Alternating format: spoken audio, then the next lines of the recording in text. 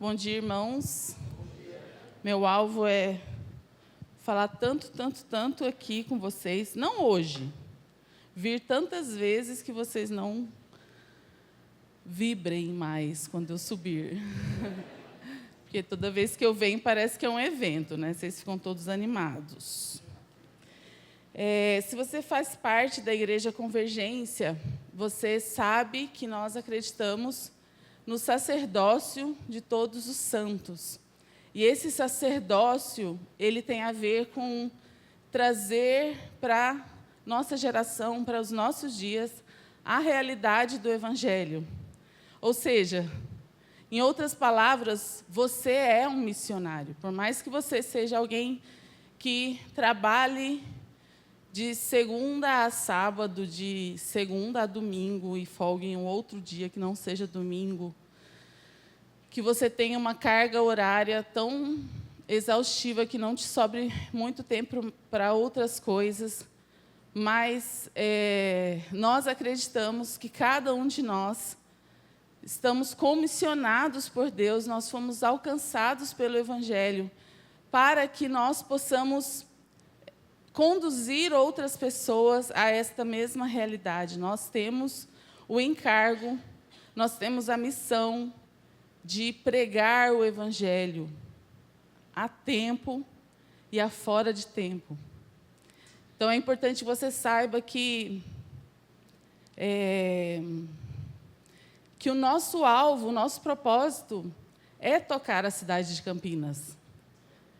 Quando a gente fala a respeito de conferência, quando a gente fala de qualquer ajuntamento, qualquer evento, mesmo nossos encontros semanais, a nossa expectativa é de que nós possamos encontrar com Deus de tal forma que a nossa cidade possa ser transformada, que o nosso bairro possa ser transformado, que a nossa casa possa ser transformada, que o reino de Deus possa expandir da realidade que existe no nosso interior para a realidade ao redor de nós. É importante que você seja lembrado disso, é importante que você, que faz parte da Igreja Convergência, saiba que nós acreditamos no sacerdócio de todos os santos. Nós acreditamos que cada um de nós está nesse tempo, fomos chamados por Deus, alcançados pelo Evangelho, para liberar o ministério da reconciliação. Existem pessoas ao nosso lado, ao nosso redor. Quando a gente pega um Uber, quando a gente entra numa farmácia, existem pessoas ao nosso redor que têm os seus olhos fechados, que estão cegas para a realidade da qual nós desfrutamos. Nós somos o povo mais sortudo da face da terra, nós somos o povo mais feliz da face da terra, porque nós fomos alcançados por uma graça, totalmente de graça. Se tiver um outro adjetivo, né, para expressar o quão de graça é isso que nos alcançou. Eu não sei se você consegue estar o tempo todo consciente de quão de graça você foi abençoado. Não existe nada que nós precisemos fazer. Não existe nada que Jesus está esperando da nossa parte. Ele olhou para nós e decidiu nos resgatar do reino das trevas. Isso é graça. Foi de graça. E quanto mais esse Evangelho alcançar nosso interior, mais nós vamos transbordar dele para outras pessoas. Então, eu queria transmitir um pouco da nossa expectativa em relação a esse um dia de conferência. É um dia de conferência, um sábado, um dia inteiro de muitas reuniões, mas é também oportunidade de tocar outras pessoas. Outras pessoas precisam ser contagiadas por essa mesma realidade. Nós fomos reconciliados com o nosso Pai, amém? Entende o quão precioso é isso? Não existe nada entre você e Deus. Não existe nenhum... Deus não está olhando torto para você. Deus não está com nenhuma pendência, entende? Gente, a gente tem o nosso relacionamento com nossos pais. A gente sabe o peso que é, a expectativa, o olhar do nosso pai natural, terreno, nossa mãe também. Eu perguntei para minha mãe, ela está nos visitando esses dias, e eu perguntei, mãe, o que te deixa satisfeita e o que te deixa insatisfeita quando você olha para a casa de um filho, né? Porque existe essa expectativa, existe um olhar de ou agrado ou desagrado de nossos pais em direção a nós, mas a boa notícia do Evangelho é que Jesus Cristo sanou, Ele reconciliou, Ele pagou, Ele fez tudo o que era necessário ser feito, e nosso Pai está bem conosco. Isso é as boas notícias. Nós temos paz com Deus, diferente da paz de Deus. Entende? Tem a paz de Deus, paz de Deus. Às vezes você nem é cristão e desfruta de uma paz. Isso é a paz de Deus, é uma graça derramada sobre a humanidade. Mas paz com Deus significa que não pesa sobre a sua consciência nenhuma condenação. Não existe culpa sobre a sua vida, você foi lavado pelo sangue de Jesus. Isso é maravilhoso, isso deve nos deixar muito felizes e leves e alegres. E essa é a notícia que nós precisamos espalhar por essa Campinas, espalhar por Valinhos, por Hortolândia, por Sumaré. Nós precisamos espalhar, nós precisamos orar para que o Evangelho seja espalhado. Nós precisamos orar pelos nossos irmãos em Marajó. Nós precisamos orar por aqueles que estão com a mão no arado. Nós precisamos orar para que o Evangelho, a luz do Evangelho, a cegueira chegue ao fim. E Deus tenha na terra, de fato, uma noiva pura. Deus tenha na terra uma noiva que não tem nenhum gancho com esse mundo, não tem nenhum gancho nessa era, não tá conformado, né, com esse esquema, conformado com o esquema deste mundo. Então, eu queria lembrar vocês disso, que cada um de nós é sacerdote, cada um de nós é um missionário, é um portador das boas novas, amém? Vamos abrir em Salmos 45.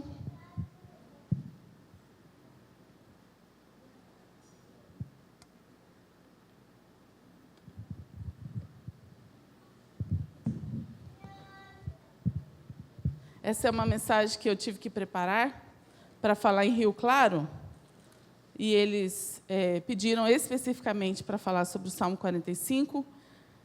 Eu não sou de pregar expositivamente, então não é minha zona de conforto, porém, eu gostei da experiência, gostaria de compartilhar ela aqui com vocês. Então, nós vamos ler todo o Salmo 45, a partir do versículo 1, começa dizendo o seguinte: Meu coração transborda de boas palavras, e consagro ao rei o que compus. Minha língua é como a pena de um escritor habilidoso. Tu és o mais formoso dos filhos dos homens, a graça se derramou nos teus lábios, por isso Deus te abençoou para sempre. Prende sua espada na cintura, ó valente, na tua glória e majestade. Em tua majestade cavalga em triunfo pela causa da verdade, da misericórdia e da justiça. Que a tua destra te ensine coisas maravilhosas, tuas flechas são agudas no coração dos inimigos do rei, os povos são derrotados diante de ti. O teu trono, ó Deus, subsiste pelos séculos dos séculos, o cetro do teu reino é o cetro de equidade. Amaste a justiça e odiaste o pecado, por isso Deus, o teu Deus, te ungiu com óleo de alegria, mais do que a teus companheiros. Todas as tuas vestes têm aroma de mirra, de aloés e cássia. Nos palácios de marfim, os instrumentos de corda te alegram. Filhas dos reis estão entre as tuas ilustres damas. A rainha, ornada de ouro de Ofir, está ao teu lado direito. Ouve e olha, filha, inclina os teus ouvidos. Esquece-te do teu povo e da família de teu pai. Então o rei cobiçará a tua formosura. Honra-o, pois ele é o teu senhor. A filha de Tiro virá a ti trazendo presentes. Os ricos entre os povos te pedirão favores. A filha do rei está esplêndida dentro do palácio. Suas vestes são enfeitadas de ouro. Será conduzida ao rei em vestidos de cores brilhantes. As virgens, suas companheiras que a seguem, serão levadas à tua presença. Serão levadas com alegria e regozijo e entrarão no palácio do rei. Teus filhos estarão em lugar de teus pais. Tu os farás príncipes sobre toda a terra. Farei com que o teu nome seja lembrado de geração em geração. Assim os povos te louvarão para sempre. Amém? Vamos fazer mais uma oração, pedir ao Senhor. Deus, nós oramos por iluminação nesta manhã, Senhor. Pedimos para que você abra os nossos olhos, para que possamos te encontrar, Senhor. Possamos ter o encontro contigo através da tua palavra, Senhor. Ilumina os olhos do nosso entendimento, Senhor. Oramos para que você abra os nossos olhos para perceber o quão próximo, quão perto, quão achegado você está de nós, Senhor. Eu peço, em nome de Jesus, Pai, que você abra os nossos olhos nesta manhã, Senhor. Amém.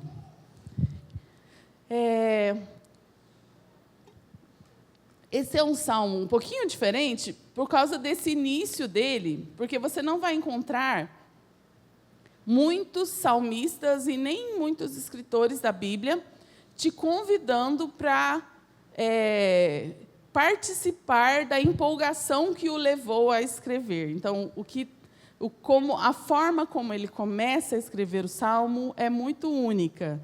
Ele vai dizer: meu coração está transbordando.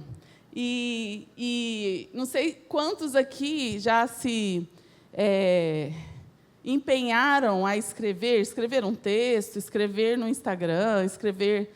Quem aqui já tentou escrever um livro? E escrever até um cartão de aniversário, uma carta. Quem aqui da época das cartas? Gente, quando eu fui fazer o CPP, ainda era carta, vocês acreditam? 2003, não tinha internet tão liberada, assim, tinha ali um SMS, mas era o máximo, assim. E aí, chegava a carta, era muito legal, porque aí a gente estava lá na chácara, lá em Montemor, numa chácara, assim, 6 quilômetros da cidade, e aí meu pai morava na cidade. Então, ele tinha ali a casa na cidade, que era onde o correio deixava as cartas. Enfim, estou divagando. Lembrando, é porque é muito legal as cartas, mas, enfim, quando você se propõe a escrever e se depara com o bloqueio, né, com a falta de inspiração, com a falta das palavras, é muito ruim, é muito desesperador. Você quer se expressar, mas as palavras não vêm. E aí, do nada, você está ali lavando uma louça, você está ouvindo uma música, você está vendo um filme, vem uma inspiração, vem uma luz, e aí você precisa parar o que você está fazendo e escrever, porque aquele momento é precioso. E o salmista está diante desse momento, ele está com o coração dele transbordando de boas palavras. E ele sente que a língua dele é como a pena de um habilidoso escritor. Então, não é qualquer coisa, ele não está com modéstia. Ele não está assim, eu escrevi um bilhetinho aí, eu espero que você goste. É de coração. Né? Assim, é de coração quer dizer assim, não saiu como eu esperava, mas eu espero que você se sinta valorizado. Mas não é isso que o salmista, ele não está com esse tipo de sentimento. Ele está empolgado, ele está assim, confiante naquilo que ele está escrevendo. A língua dele é como a pena de um habilidoso escritor. E o que ele tem diante de si? O que ele tem? O que está inspirando ele? O que está fazendo com que ele tenha essa lâmpadazinha, esse momento precioso de inspiração? Ele tem diante de si. Fala aí para mim, vocês que acompanharam a leitura. Eu sei que é uma leitura não muito fácil, porque ele vai falar do rei, e aí ele fala das habilidades do rei, ele faz muitos elogios, aí depois ele fala da rainha. Mas vocês conseguiram captar a cena? O que é a cena? É um casamento. Ele está diante de um casamento real. Não se sabe ao certo se é Davi ou se é Salomão, mas ambos são, cada um por seus aspectos diferentes, figuras de Jesus. Tanto Davi quanto Salomão são figuras de Jesus. E ele está diante desse casamento, de um casamento real, e ele começa ele foi elevado, não foi elevado para algo além daquela cena. Então, ele está diante de uma cena natural, e aí o espírito dele, o interior dele, os olhos dele foram elevados para algo além, e ele viu algo além. E esse é o princípio da Bíblia. A Bíblia vai transmitir a mensagem de Deus através dos negócios humanos. Então, é um casamento, é uma cena. Eu fui a 2 casamentos recentemente, um no sábado, outro na terça. E você está ali diante de um casamento, são pessoas que você conhece e aparentemente é só isso que está acontecendo. Mas, além do que está acontecendo ali, diante dos seus olhos, pode ser que Deus se comunique. E foi o que aconteceu com esse salmista. E eu queria dar outro exemplo, em outro lugar, que está lá em João, o Evangelho de João, capítulo 1. É um exemplo desse princípio, da forma como Deus fala na terra. Deus fala na terra através do homem. Deus usa o homem para comunicar suas verdades eternas. João, o Evangelho de João é o evangelho mais diferente dos 4 evangelhos. E ele começa de uma forma completamente diferente dos outros. E ele começa de uma forma muito sublime, muito alta, transcendente. E ele começa: no princípio era o Verbo, e o Verbo estava com Deus, e o Verbo era Deus. Ele estava no princípio com Deus. Todas as coisas foram feitas por intermédio dele, e sem ele nada do que foi feito existiria. A vida estava nele, e era a luz dos homens. A luz resplandece nas trevas, e as trevas não prevaleceram contra ela. Percebe o quão sublime é? João tem acesso a algo incrível, que explica para nós muita coisa. Quem estava lá no princípio? Quem foi que criou todas as coisas? Tinha um Deus agindo de forma sozinha, solitária? Como é que as coisas aconteceram? Será que Jesus ele vem a partir de Mateus, ali do Novo Testamento? Quão velho Jesus é? E aí, João vai trazer uma avalanche de informações que a gente mal consegue assimilar. É como se ele trouxesse para nós uma bocada, uma garfada muito grande, que a gente abre a boca assim, e aí a gente custa mastigar, porque é muita informação, é muita coisa linda, é muito incrível. O Verbo existia desde o princípio, nada foi feito sem ele. Ou seja, quando Deus diz haja, quem trouxe a luz é o próprio Filho de Deus. Então, tudo está acontecendo em harmonia, em coletividade, a comunidade está trabalhando, e você percebe que aí nós temos um embasamento muito incrível sobre a Trindade, sobre todas as coisas. E aí, lá de cima, lá desse lugar sublime e transcendente, o apóstolo João vai falar de um sujeito, no versículo 6, chamado também, coincidentemente, João. E não é ele o João, é outro João, é João Batista. Então, ele está falando, a luz, não teve trevas que prevalecesse, e maravilhoso e tudo mais, e houve um homem enviado por Deus, seu nome era João. Puf. Saiu lá das alturas e veio visitar um lugarzinho no planeta Terra,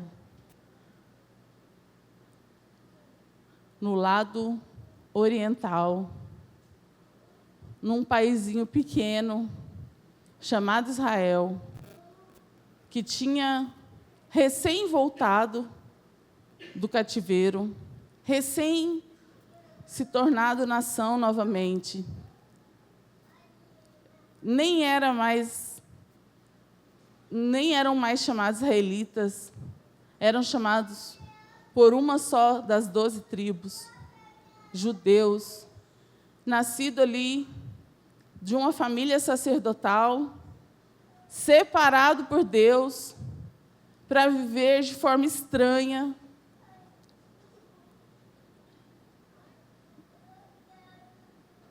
Então, você tem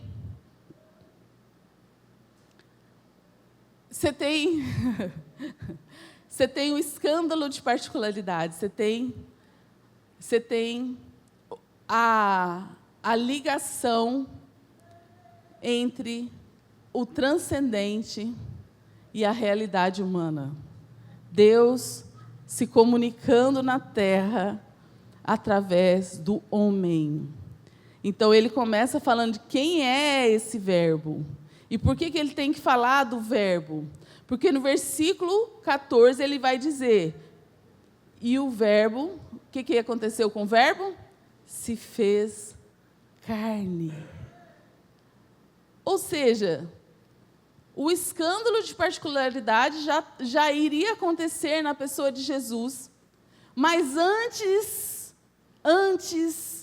da grande aparição, antes do grande momento, o grande momento, teve alguém comissionado para preparar o caminho desse verbo encarnado. Antes de Jesus aparecer, nós temos João Batista. E esse é o escândalo. Deus se comunica na terra através do ser humano. Sabe o ser humano? Aquele que acorda fedido, que toma banho, mas precisa passar um desodorante, porque senão vai feder rapidinho, que sente fadiga ao trabalhar, que se entedia, que se distrai, que tem pouca fidelidade, que se corrompe com muita facilidade, que a fé desse ser humano, né, é como o orvalho da manhã, que está ali, agorinha já não está mais. Sabe esse ser humano? E especificamente, né, aqui nessa cena, nós temos um que fedia mais que os outros, porque ele morava no deserto e ele usava, não eram túnicas leves, não eram roupas leves, eram túnicas pesadas, era pelo de camelo, e ele comia gafanhoto. Provavelmente, ele era também mal-humorado. E você não chega em Jesus Cristo sem passar por esse cara. Nenhum dos evangelhos, em nenhum dos evangelhos. E aqui em João, você tem um contraste mais forte, mas em cada um, Mateus, Marcos e Lucas, você vai precisar ter um encontro com esse cara que é o mensageiro. Então, Deus está usando o ser humano e ele se comunica na terra através dos negócios humanos. E aí, se você está anotando, pode anotar também, não precisamos abrir lá, mas a passagem de Efésios, capítulo 5, versículo 32, que diz: grande é esse mistério. Que mistério que Paulo está falando? Efésios 5. Eu fui em 2 casamentos recentes. Todos os 2 casamentos usou Efésios 5. Que grande mistério é esse que Paulo está falando? Casamento. Paulo está falando de casamento. O versículo anterior, Efésios 5:31, ele vai falar: portanto, deixará o homem pai e mãe e unirá a sua mulher. E aí, no versículo 32, ele vai dizer: é grande esse mistério, mas eu me refiro a Cristo e à igreja. Você percebe? Existe uma figura humana, natural, acontecendo, mas essa figura não é simplesmente aleatória, está acontecendo por acaso. Essa figura é um instrumento divino para comunicar algo além daquela figura. E é isso que está acontecendo com o salmista. Ele está diante de uma cerimônia de casamento e os olhos dele são atraídos para um outro lugar, para um outro momento, para um outro casamento. E esse casamento tem a ver com Deus e Israel. Tem a ver com Deus e o povo de Deus. Então, ele não consegue se conter. Então, a primeira coisa que ele vai fazer é elogiar o rei. E aí ele vai dizer: não tem ninguém mais belo que você. Você é muito glorioso. Você sabe falar bem. Está falando de Davi?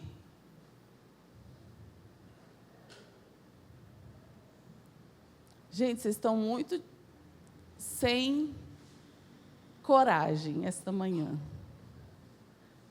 Fala sem medo de errar. Está falando de Davi?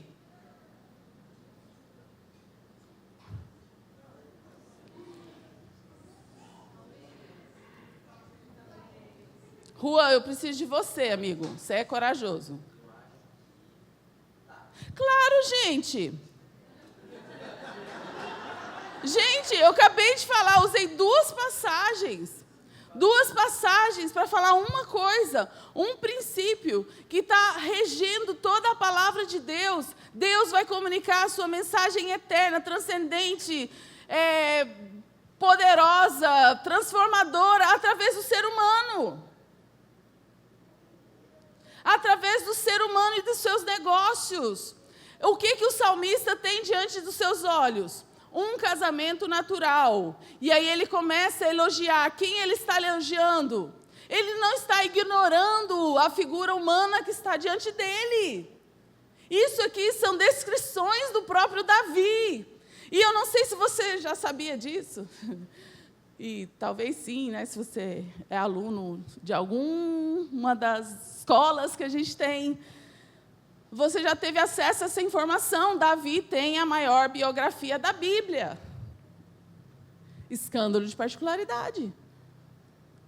Quem é o homem mais importante da Bíblia? Jesus. Quem deveria ter a maior biografia na Bíblia? Jesus. Mas quem tem a maior biografia na Bíblia? Davi. Lida com isso. Lida com isso. Esse é o escândalo divino. Deus pega um sujeito, um ser humano, nascido de mulher, pecador, corrupto, e vai dizer a respeito dele: esse é o homem, segundo o meu coração. Esse é o escândalo de particularidade. Esse é o escândalo de particularidade que todas as nações vão ter que digerir. Deus é o Deus de Abraão, Isaque e Jacó. Ah, mas eu não concordo com o que Israel está fazendo.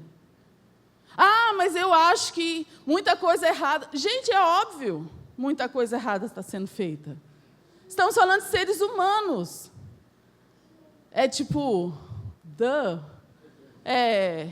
Tem uma expressão na minha terra que é chutar boca de cachorro morto.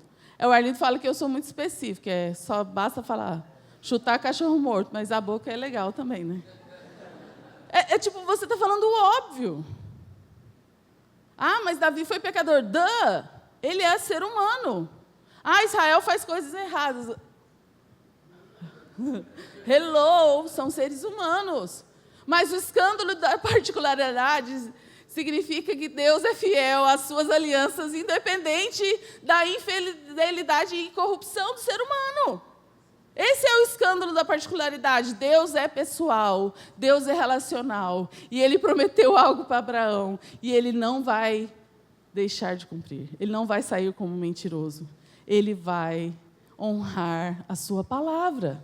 Então, o salmista está diante de um rei que é formoso, que é glorioso e que sabe falar bem. Gente, está descrito sobre Davi desde antes dele ser qualquer coisa.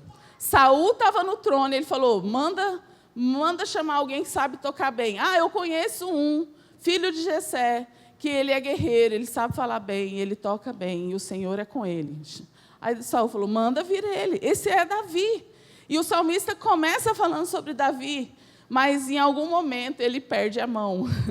E aí ele transcende, vai além. Porque ele começa falando, ele é formoso, ele é glorioso, ele sabe falar bem, ele é manso, humilde, guerreiro, vencedor, conquistador, fiel e verdadeiro, bendito para sempre. E aí ele começa a chamar esse rei de Deus.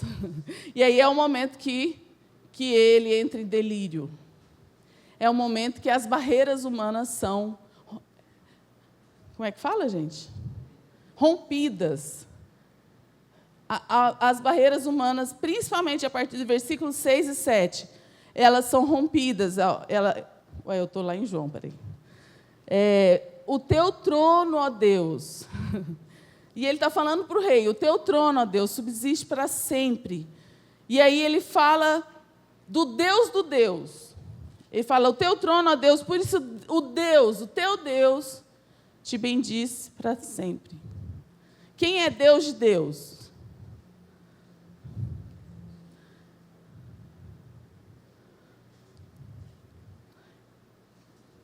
Gente, o que você está pensando é certo, pode falar. Tenha confiança. Quem é Deus de Deus? Pai e o Filho. Então, o salmista aqui, ele começa a delirar. Porque ele visualiza a eternidade, ele visualiza a realidade da Trindade. Ele visualiza algo que os judeus vão rejeitar lá na frente. Porque, afinal de contas, só existe um Deus. Como que Deus tem Deus? O Deus não pode ter Deus. Mas aí o salmista vai falar assim, o teu trono, Deus, é tararararará, e você não gosta do pecado e ama a justiça. Por isso, Deus, o teu Deus, te abençoou para sempre. E aí você tem barreiras sendo rompidas. Não está mais falando somente de Davi, mas aí ele começa a enxergar a realidade. O olhar dele transcende da criatura para o Criador. E aí ele chega onde de fato interessa. Ele está diante do Criador. E aí as palavras muito mais fluem. E aí, então, ele fala das vestes, dos perfumes e todas as coisas. Gente, não é incrível assim essa descrição?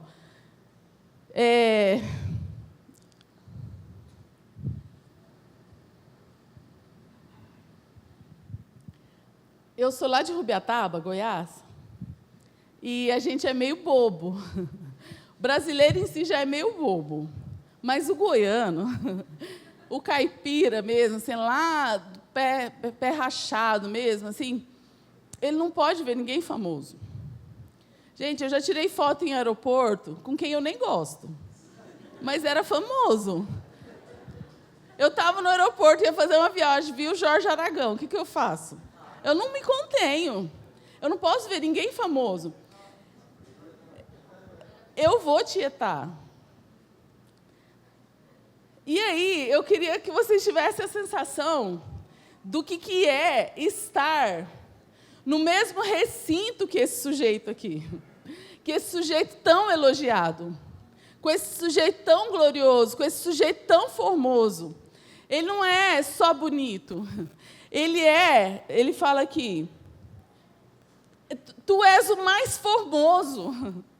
Ele não é só bonito, ele é o mais bonito. Ele não é só glorioso, ele é o mais glorioso, ele é o mais famoso. Mano, o que você faz se você está no mesmo ambiente que esse cara?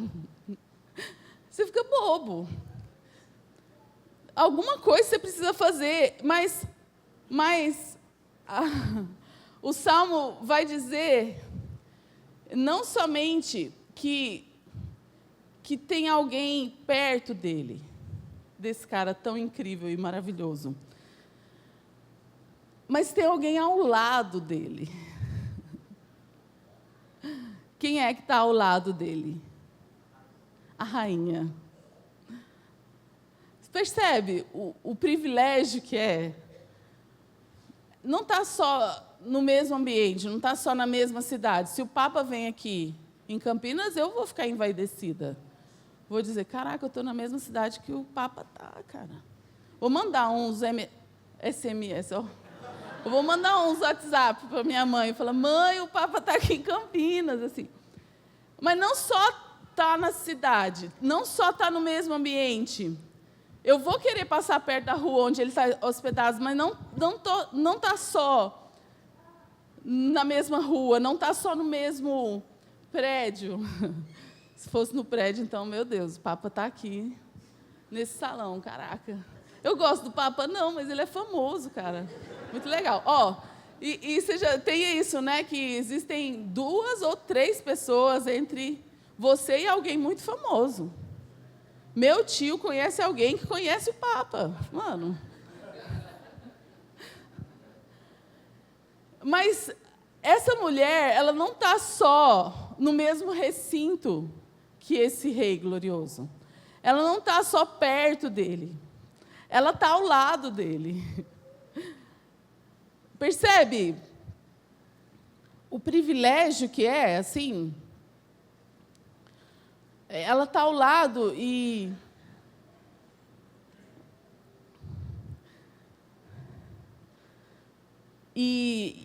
é importante eu pontuar algumas coisas aqui, tanto a nível natural, quanto já estendendo para a realidade do que, de fato, ele está descrevendo, assim.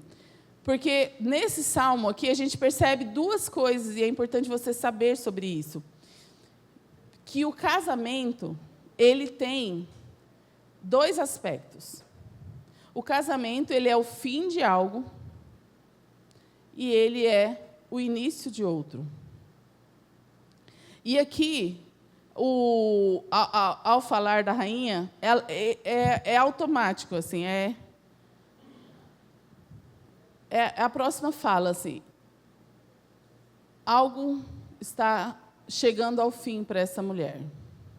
Por mais glorioso que esse cara seja, existe algo que precisa morrer para ela. E esse algo é a vida que ela conhece até então. Né? O versículo 10 vai trazer a seguinte exortação. Ouve e olha, filha, inclina os seus ouvidos. Aí a pergunta é assim, será que é necessário fazer essa exortação? Esquece-te do teu povo e da família do teu pai. Tem como não esquecer diante de quem ela está ao lado? E a resposta é, infelizmente, sim, tem como. E aí você tem uma tragédia, se isso acontece, tá? Se você entra no casamento sem dar ouvidos a essa exortação, você tem diante de você uma tragédia, um casamento que não esquece o povo e a família do seu pai, vai viver uma miséria. E não é só para a noiva, tá? Essa exortação. É a mesma exortação, tanto lá de Efésios, né, que eu citei, quanto está escrito lá em Gênesis 2, 24, que diz: deixará o homem pai e mãe e se unirá à sua mulher. Então, você tem o fim de algo. Todo casamento é o fim de algo e o início de outro. O que chegou ao fim para essa noiva? E para o homem também. Chegou o fim da vida familiar que ele conhecia até então. Não tem como coexistir, tem uma palavra melhor. Não tem como conciliar duas lealdades. Ou você vai ser leal à casa do teu pai e a tudo que você já viveu e te trouxe até aqui, ou você vai ser leal à nova família que está se formando. E aqui eu estou querendo falar no sentido bem natural mesmo, tá, gente? Nós, no Brasil, vivemos uma realidade cultural muito matriarcal, que é o quê? As grandes e boas mães que pegam seus filhinhos e colocam todos debaixo das suas asas. E aí, talvez não seja tanto a realidade aqui de São Paulo, mas tem outros estados no Brasil que os pais, né, a mãe gosta de construir no quintal da sua casa uma casinha lá no fundo, ou uma casa em cima da sua casa, que é para quê? Para que todos possam ficar ali juntos e a gente não precise se separar. E aí você tem uma grande tragédia.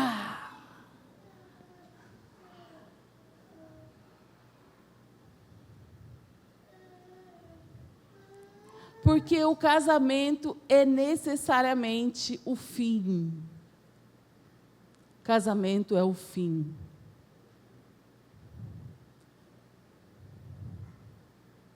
Diga adeus. Diga adeus ao seu pai e à sua mãe. Esqueça os padrões. Eu estou olhando para vocês aqui, eu estou sem conseguir discernir muito quem é casado e quem não é. Estou com a impressão que tem muita gente solteira. Levanta a mão quem é casado aqui. Ah, não, tem bastante. O grande desafio da pessoa que está se casando é essa separação. O grande desafio. Mas não existe casamento bem-sucedido sem esta morte, sem essa separação, sem esse abandono. Não vai conviver duas lealdades, não tem como. E aí isso é só no aspecto natural. Porém, no aspecto do nossa realidade cristã, como vida de igreja, vida cristã, a exortação é somente para a noiva. Ouve, filha, inclina os teus ouvidos, esquece o teu povo e a casa de teu pai. Essa não é uma exortação para Jesus. Essa é uma exortação para a igreja. Essa é uma exortação para a noiva. E aí eu queria que nós abríssemos em Romanos 6, é a última passagem que nós vamos ler hoje. Romanos 6, capítulo 19.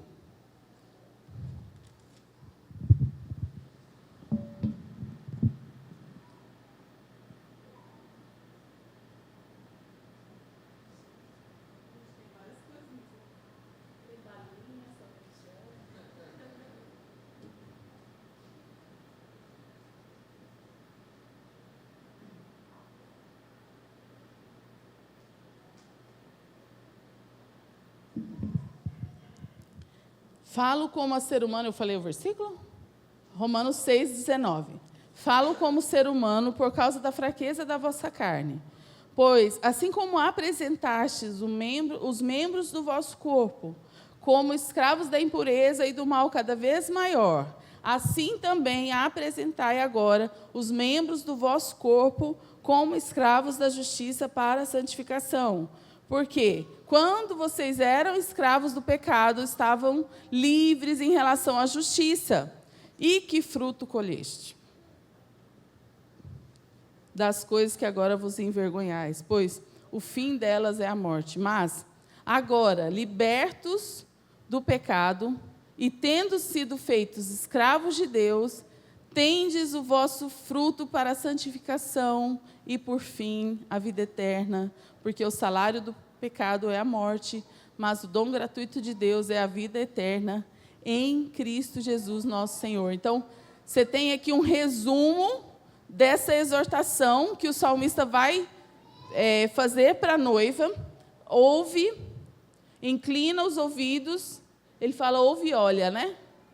Nos Salmos ele fala ouve, olha, inclina os seus ouvidos e manda a letra. Manda a real. Esquece do teu povo e da família do teu pai. E aí, Paulo vai dizer o seguinte: vocês que antes apresentavam os seus membros aqui para o pecado e para a iniquidade, faça, entende? Aqui acabou.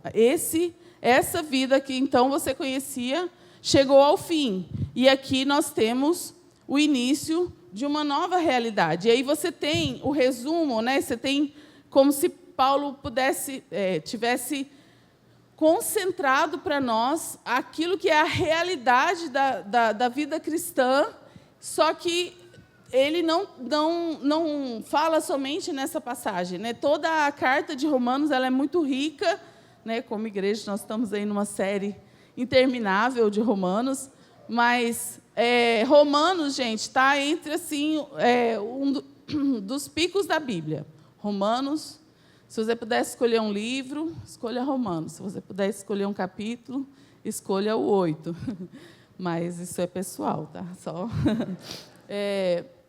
Mas o Romanos 5, então, ele vai escrever essa dinâmica, essa realidade que o pecado entrou na humanidade por causa de um só homem, e a obediência de um só homem trouxe a redenção, trouxe a resolução, ou seja, não tem nada a ver com você, nem a entrada, nem a solução, não tem nada a ver com você. Romanos 5 vai deixar muito claro isso, e aí ele vai finalizar Romanos 5 dizendo: onde abundou o pecado, superabundou a graça de Deus, para você perceber assim, como que é a dinâmica de Deus e a corrupção do homem. E aí ele inicia o capítulo 6 dizendo: então, já que superabundou, vamos pecar? Vamos pecar para que a graça abunde cada vez mais? E a resposta é o quê? De jeito nenhum. Né? Qual que é a realidade que você está experimentando? A realidade que você está experimentando é que a vida que nasceu de novo não quer pecar. Romanos 6 vai mostrar assim, a falta de lógica. E percebam comigo, assim, eu quero que vocês me acompanhem com o pensamento de vocês. Porque não é uma falta de lógica natural. Existe uma lógica natural. Na pregação do Evangelho, quando chega para nós as boas novas daquilo que aconteceu, eu estava em pecado, e o pecado era muito profundo, mas onde abundou o pecado, superabundou a graça de Deus, e a graça é maravilhosa. E quando você fica falando da graça, aí a lógica, tá? Natural. Pô, então se é fácil assim, vamos pecar mesmo. Vamos pecar para que venha muito mais graça. E aí Paulo vai dizer: de jeito nenhum, seus tapados. Vocês ficam doidos. Porque a realidade de quem nasceu de novo é de liberdade. Você não está mais escravo dessa realidade. Você não é mais escravo do pecado.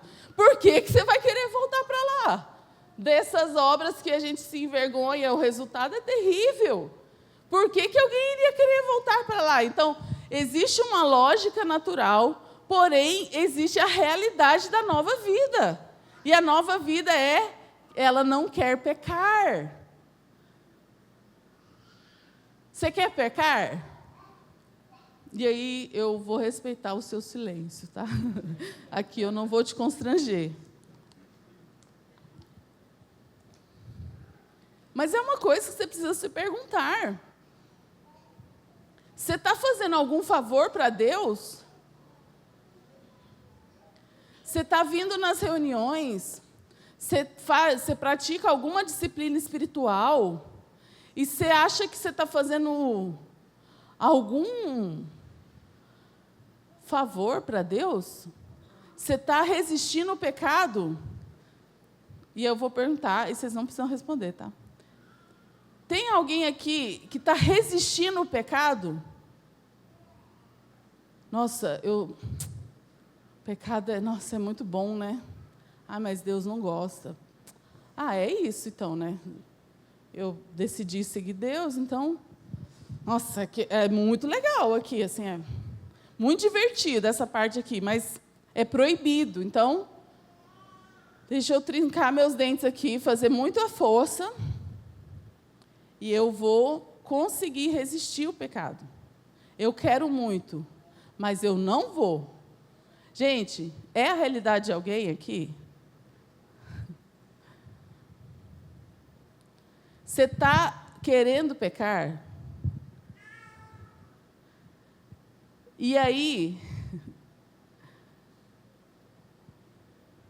se você quer pecar, isso aqui é uma frase Ctrl+C, Ctrl+V, tá?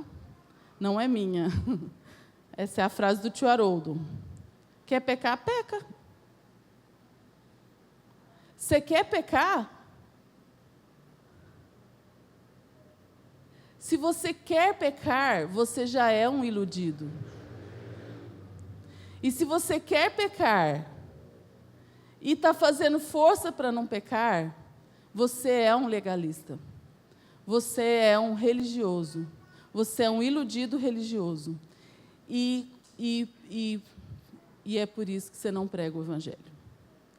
Porque é penoso para você. Por que você vai pregar um negócio que é difícil para você para outra pessoa? Você olha para a pessoa, vamos imaginar um cenário aqui. Você vai numa balada e vai evangelizar. Aí você olha para ele e fala assim, nossa, esses ímpios estão aí se divertindo.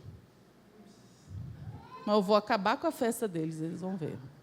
Aí você chega lá e fala assim, não sei o que você fala, gente, mas enfim. Gente, você quer pecar? Aquele que é nascido de novo não peca.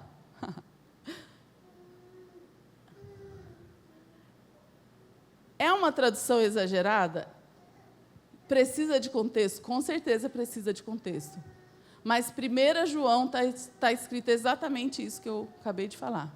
Aquele que é nascido de novo não peca. O que ele está falando? Que a gente não peca? A gente peca. Porque o mesmo João, no mesmo capítulo, vai dizer, se você diz que não tem pecado, você é mentiroso.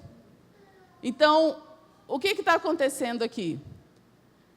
Existe uma natureza que nasceu de novo e ela não quer pecar. Ela é livre.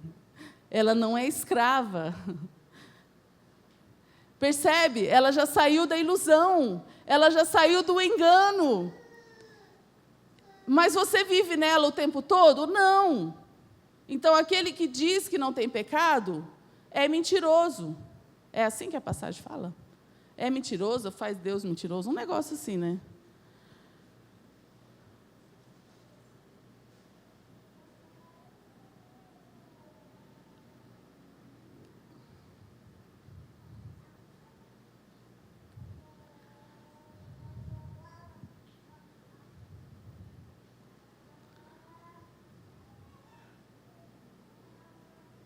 Quem aqui quer pecar?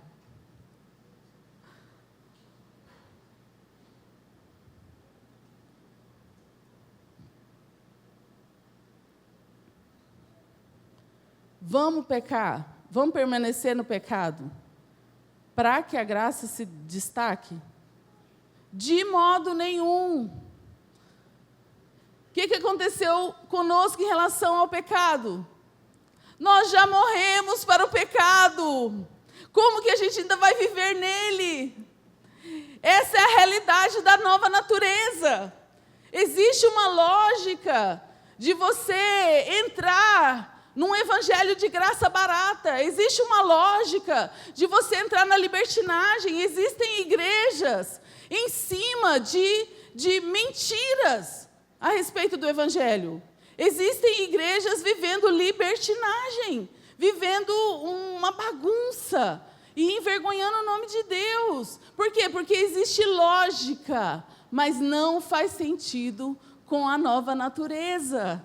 Não faz sentido com a realidade de quem nós somos em Cristo. Então eu falo como ser humano por causa da fraqueza da vossa carne. Assim como vocês apresentaram os vossos membros para a impureza como escravos para um mal cada vez maior, assim também é o fim de algo que você fazia antes, mas é o início de algo. O casamento é o início de algo muito maravilhoso. E o salmista, ele está diante de um casamento real e significa algo muito incrível para aquela nação naturalmente, mas ele também está visualizando algo que aconteceu como redenção de toda a humanidade. E aí ele não consegue se conter, obviamente, porque ele está enxergando, ele está visualizando aquilo que é a solução para toda a humanidade. Deus embarcou numa jornada em direção ao nosso resgate. E Ele se casou com a humanidade. E aí esse casamento já aconteceu na encarnação. E ele ainda vai acontecer na volta de Jesus. Mas esse casamento, ele é a solução para aquilo que representa o nosso conflito. E ele não é só o nosso conflito, mas ele é o conflito cósmico de Deus. Eu não sei se vocês conseguem visualizar, mas Deus criou o ser humano e o ser humano entrou numa enrascada. E Deus não vai abrir mão do ser humano. Entende que Satanás caiu, mas não há solução para ele. Mas o ser humano caiu. E Deus não descartou o ser humano. Mas como que Deus não descartou o ser humano e também não descartou a sua santidade? Então Deus se encontra numa enrascada, num conflito aqui. E a solução desse conflito é Jesus Cristo. É o casamento que o salmista está vendo. Não só um casamento que ele está diante dele, mas o casamento que ele está visualizando, que está representando o casamento que ele está vendo. Nem eu entendi o que eu falei. Mas ele está diante de um casamento e ele visualiza aquilo que é a solução. Deus não é um pai rico, distante, que o filho fez besteira e ele envia recursos para resolver o problema do filho sem relacionar com aquele filho. Deus é um Deus pessoal, que o filho fez besteira e ele veio em uma jornada abrindo mão da sua glória e se tornando ser humano. Na encarnação, nós temos a realidade do casamento entre Deus e a humanidade. Já existe um de nós lá na Trindade. Jesus é homem. Não tem como dar errado, vai dar certo, percebe? Eu quero que vocês fiquem animados, todo mundo está meio triste, mas eu tenho certeza que vocês não querem pecar.